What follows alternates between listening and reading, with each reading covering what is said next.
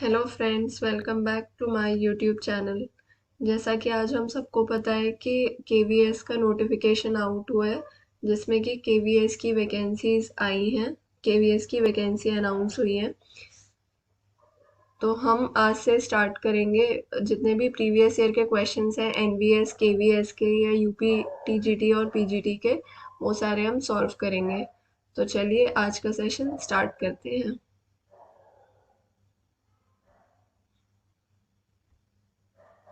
हमारा first question है, the major player in the Indian money market is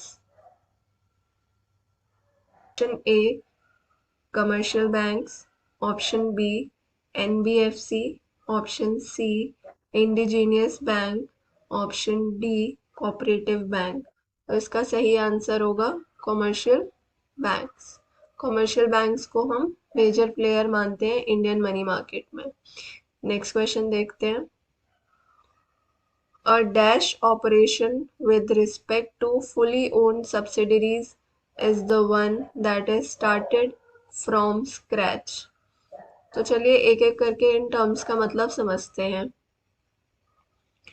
franchise बहुत ही common है, ये आपने पढ़ा हुआ होगा। फ्रेंचाइजी फ्रेंचाइजी का मतलब होता है कोई भी जॉइंट वेंचर जिसके अंदर एक जो फ्रेंचाइजर है वो क्या करता है कि अपने राइट्स टू सेल, किसी को राइट्स सेल कर देता है।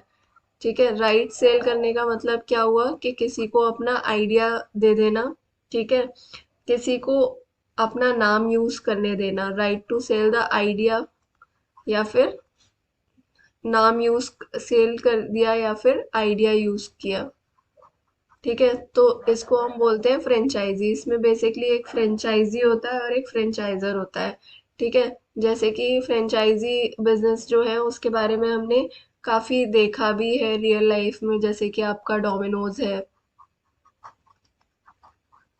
ठीक है, मैकडी है। जॉइंट वेंचर क्या होता है? जॉइंट वेंचर का मतलब होता है कि जहाँ पे दो या दो से ज्यादा लोग एक पर्टिकुलर टास्क को पूरा करने के लिए एक बिजनेस बनाते हैं, या हम कह सकते हैं कि एक टास्क को पूरा करने के लिए एक अग्रीमेंट करते हैं साथ में, जो कि बहुत सीजनल सीजनल भी बोल सकते हैं, और इसको हम बोल सकते हैं बहुत ही टेम्पररी बेसिस पे होता है ये, कि किसी पर्टिकुलर एक टास्क के लिए इन्होंने जॉइंट वेंचर किया। ठीक है, फिर देखते हैं हम पिगी बैक। पिगी बैक का मतलब क्या होता है कि इसमें क्या होता है कि दो कंपनीज होती हैं और वो एक दूसरे की हेल्प करती हैं। ठीक है, जैसे कि जब भी हम कोई टीवी में एडवर्टीजमेंट देखते हैं तो उसमें हमने देखा होगा कि एक पर्टिकुलर प्रोडक्ट के साथ में दूसरा पर्टिकुलर प्रोडक्ट आपको फ्री देते हैं, जबकि उन दोनों की कंपनीज बिल्कुल डिफरेंट होती है। तो इसमें क्या होता है, कंपनीज ना मिलके एक कॉमन स्ट्रेटजी फॉर्म करती हैं, marketing strategy, common marketing strategy.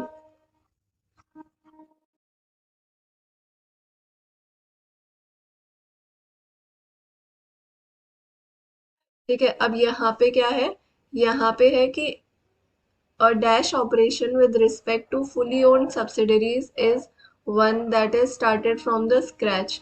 Greenfield का मतलब क्या होता है? ग्रीनफील्ड का मतलब होता है ये एक टाइप का फॉरेन फॉरेन डायरेक्ट इन्वेस्टमेंट है, एफडीआई है। इसमें क्या होता है कि एक पेरेंट कंपनी होगी। ठीक है, वो क्या करेगी, डिफरेंट डिफरेंट कंट्रीज में ना अपनी सब्सिडरी कंपनीज को बनाएगी। ठीक है, और उसका जो बिजनेस है वो बिल्कुल ही स्टार्ट करेगी कहाँ से? जीरो लेवल से स्टार्ट करेगी, या हम बोल सकते हैं कि बिल्कुल ही स्क्रैच से स्टार्ट करेगी। ठीक है, तो उसको हम बोलते हैं ग्रीनफील्ड इन्वेस्टमेंट। ठीक है, तो इसका जो सही आंसर होगा वो क्या होगा? Option number A. चलिए नेक्स्ट क्वेश्चन देखते हैं।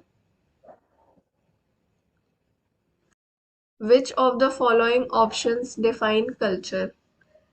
ये जो चार ऑप्शन है इसमें कौन सा ऑप्शन है जो कि कल्चर को बेटर डिफाइन करता है या कल्चर को डिफाइन करता है? कल्चर का बेसिकली मतलब होता है अ वे ऑफ लाइफ। ठीक है, या लोग किस तरह चीजें करते हैं।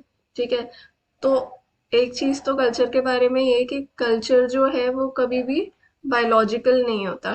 ठीक है, ये ये इनहेरिट नहीं होता, ठीक है, ये बाय बर्थ किसी में नहीं होता, ये जो कल्चर होता है वो हम अपने आसपास के माहौल में सीखते हैं। ठीक है, जैसे कि हम स्कूल में सीखते हैं कुछ चीजें हम जब बड़े हो जाते हैं उसके बाद हम रियलाइज करते हैं, जो हमारा ग्रुप होता है उनके थ्रू हम सीखते हैं, कुछ चीजें हमें हमें हमारी फैमिली सिखाती हैं। ठीक है, तो कल्चर को हमेशा क्या किया जाता है, कल्चर को हमेशा लर्न किया जाता है। ठीक है, हम सीखते हैं। और ये क्या होता है, इंटर रिलेटेड होता है, कि आप ना इसको ऐसे नहीं कि थोड़ा सा सीख लिया और बाकी छोड़ दिया, इसको ना एज अ होल पूरा ही सीखना पड़ता है। ठीक है, तो ये होता है आपका इंटर रिलेटेड।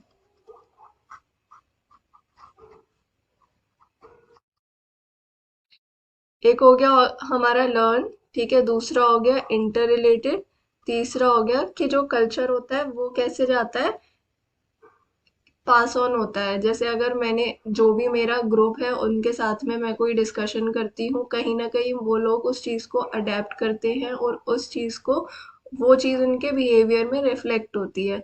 तो ये क्या हो रहा है कि जो हमारा कल्चर है वो हम क्या कर रहे हैं, शेयर कर रहे हैं। तो कल्चर को क्या किया जा सकता है, शेयर किया जा सकता है। इसके इन टोटल 5 कैरेक्टरिस्टिक्स हैं कल्चर के। 3 हमने पढ़ लिए, चौथा हम देखते हैं। ये होता है सिम ये इसका एक है सिंबल्स। सिंबल्स का मतलब क्या होगा, कि जो भी लोग हैं जो इस कल्चर को शेयर करते हैं, वो अग्री करते हैं किसी भी चीज पे। जैसे कि इसका सबसे बड़ा एग्जाम्पल है लैंग्वेज।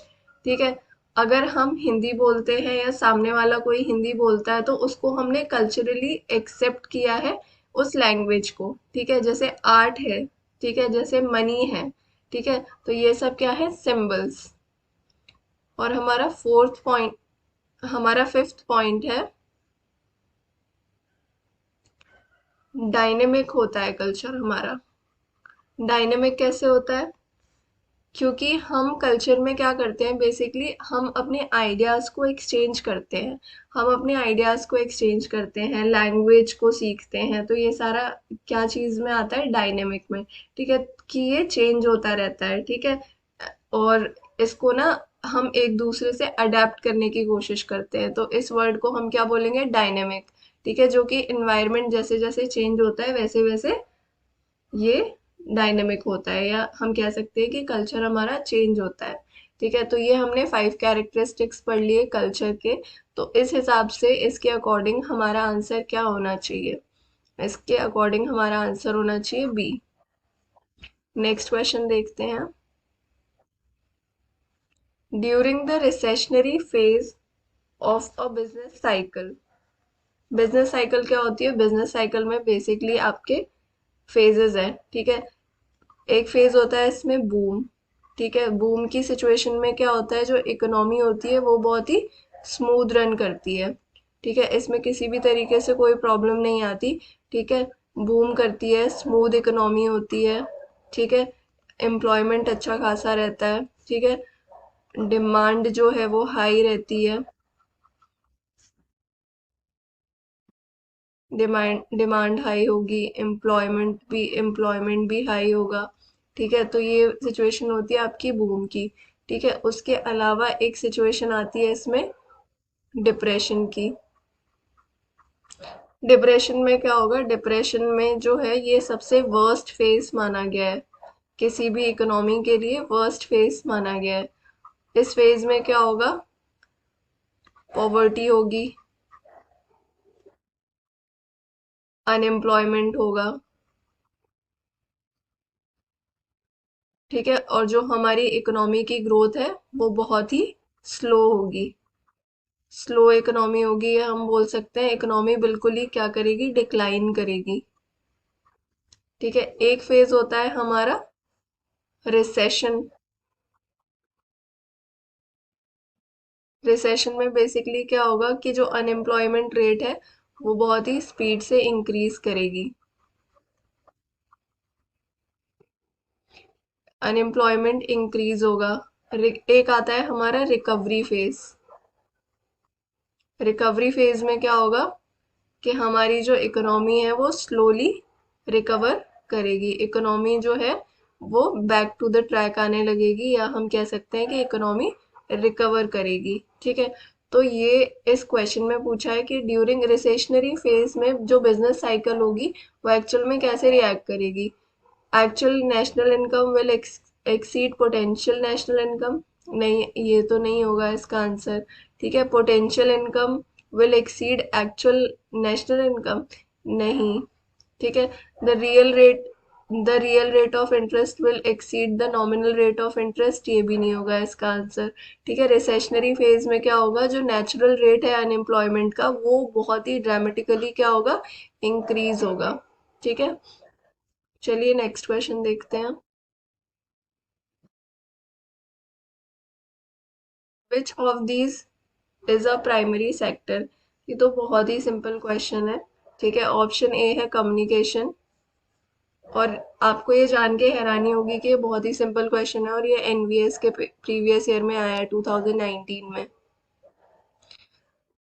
ऑप्शन ए है communication, option B construction, option C banking, option D poultry farming. ठीक है, प्राइमरी में जैसे कि हमें पता है जो भी हमारे नेचुरल रिसोर्सेज से रिलेटेड है या एग्रीकल्चर सेक्टर से रिलेटेड है वो सारी चीज़ें आती हैं हमारी प्राइमरी सेक्टर में। ठीक है, तो कम्युनिकेशन जो है वो क्या है, कम्युनिकेशन सर्विस सेक्टर का पार्ट है। ठीक है, बैंकिंग जो है वो भी सर्विस सेक्टर का पार्ट है, कंस्ट्रक्शन हमारा इंडस्ट्रीज का पार्ट है। ठीक है, तो जो ऑप्शन डी है पोल्ट्री फार्मिंग, ये क्या होगा हमारा primary sector. Which of the following is not included in the current account, current account में इनमें से क्या चीज नहीं आती है। तो पहले हम डिस्कस कर लेते हैं वो चीज जो करेंट अकाउंट में आती है। ठीक है, तो करेंट अकाउंट में हमारी कौन सी चीज आती है, करेंट अकाउंट में हमारे यूनिलेटरल ट्रांसफर्स आते हैं। ठीक है, गुड्स एंड सर्विसेज भी आती हैं। ठीक है, फैक्टर इनकम पेमेंट्स आते हैं, इन्वेस्टमेंट इनकम्स आती हैं। ठीक है, ट्रांसफर पेमेंट्स आते हैं, लेकिन हमारा फॉरेन डायरेक्ट इन्वेस्टमेंट इनफ्लोज ये हमारा नहीं आता। तो इसका करेक्ट आंसर होगा ऑप्शन नंबर सी।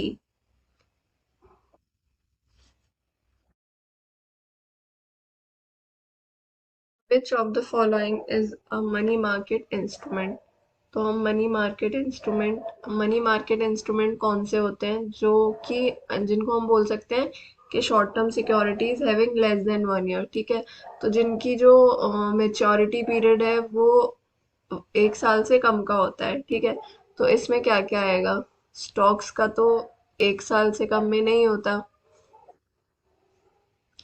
ठीक है, तो स्टॉक्स तो इसका आंसर नहीं होगा। ठीक है, डिबेंचर्स भी मोर देन 1 ईयर के लिए ही इशू किए जाते हैं, ज़्यादा ईयर्स के लिए इशू किए जाते हैं। बॉन्ड्स भी क्या है, बॉन्ड्स भी जो है वो ज़्यादा टाइम के लिए इशू किए जाते हैं। ठीक है, तो मनी मार्केट इंस्ट्रूमेंट में बेसिकली आपके शॉर्ट टर्म आते हैं, जैसे कि ट्रेजरी बिल्स है। ठीक है, इस तरीके की चीज़ें इसमें आती हैं इंस्ट्रूमेंट्स में। ठीक है, तो इसका जो सही आंसर होगा वो होगा आपका certificate of deposit. Next question देखते हैं। Transactional analysis was originated by, transactional analysis को किसने दिया था, इसको एक्चुअल में दिया किसने था, एरिक बर्ने ने। ठीक है, तो इसका सही आंसर होगा एरिक बर्ने। ठीक है, Hawthorne experiment were conducted by, Hawthorne experiment ये बहुत ही इजी क्वेश्चन है, लेकिन ये बहुत मोस्ट रिपीटेड क्वेश्चन हम इसको बोल सकते हैं, क्योंकि मैंने ज़्यादातर एग्जाम्स में देखा है ये क्वेश्चन हर बार ही रिपीट होता है। ठीक है, हॉथरॉन एक्सपेरिमेंट जो है ये हमें किसने दिया था, option A Herzberg, option B McGregor, option C Elton Mayo, option D लर्न। तो ऑप्शन सी इसका करेक्ट आंसर होगा, एल्टन मेयो ने हॉथरॉन एक्सपेरिमेंट दिया था। The planning, the type of planning that deals with the planning of people in the organization and the work they are likely to do and how much they are likely to be paid is called। ठीक है, ये actual में जो question है ये based है उसमें planning of people में डील करते हैं इस तरीके की प्लानिंग। ठीक है, तो इसको हम बोलेंगे वर्कफोर्स प्लानिंग। ठीक है, तो इसका सही आंसर होगा वर्कफोर्स प्लानिंग। तो आज के लिए इतना ही। Thank you so much. और हम केवीएस के लिए प्रीवियस ईयर के क्वेश्चंस जल्दी लेकर आएंगे, तो आप हमारे साथ बने रहिएगा। Thank you so much. That's all for today.